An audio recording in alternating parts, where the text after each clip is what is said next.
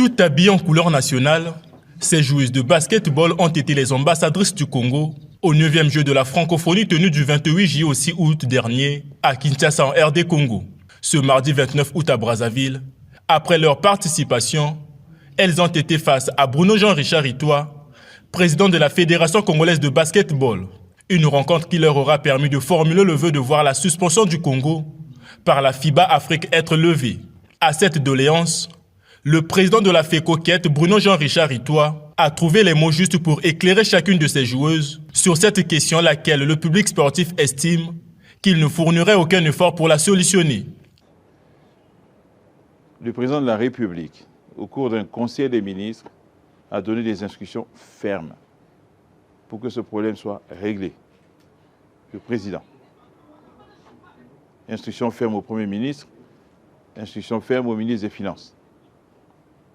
Et donc on ne peut pas douter de la volonté du chef de l'État, ni du gouvernement.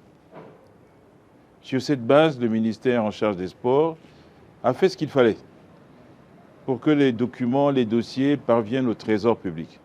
Et ils y sont. L'appel à l'organisation des rencontres amicales au niveau national, en vue de se performer et demeurer au top niveau, a été entre autres sujets émis par ces basketteuses à leur président. J'espère, Monsieur le Président de la Fédération, que malgré la suspension de la FECOQUET par la FIBA, la participation à des rencontres amicales pourra nous permettre d'améliorer nos performances. Pour terminer, Monsieur le Président, au nom des basketteuses et basketteurs congolais, nous vous demandons de plaider notre cause auprès des autorités nationales, afin que la suspension du Congo vis-à-vis de la FIBA soit levée pour le Congo, afin que le Congo retrouve sa place dans le concert des nations. Bruno Jean-Richard Itoa a instruit à cet effet la cellule d'organisation de la Fédé à bâtir un plan stratégique à la fois en version masculine et féminine, afin de dénicher les talents en vue de monter les sélections efficaces en toutes catégories confondues. Je crois que cette participation à ces 9e Jeux de la francophonie doivent marquer le début décisif de l'activité internationale. Je me tourne vers le DTN.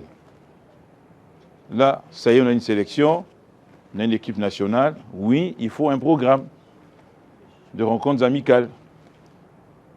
Il faut entretenir cette dynamique. Il ne faut pas la relâcher. Nous, fédérations, nous mettrons à la disposition de cette dynamique.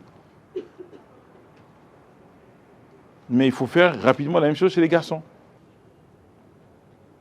Nous devons utiliser cette opportunité pour que ce soit le début de la relance de l'activité internationale. La nationale, elle fonctionne. Mais l'international doit fonctionner dès maintenant. Donc j'espère que dans les jours qui viennent, le bureau de la fédération travaillera avec la direction technique nationale pour me proposer le programme de travail international du basketball congolais, d'abord avec les filles qui sont déjà là, ensuite très rapidement avec les garçons. Pour rappel, la suspension du Congo par la FIBA Afrique est faite suite à son renoncement à la dernière minute d'abriter la Coupe d'Afrique des Nations de basketball en 2017.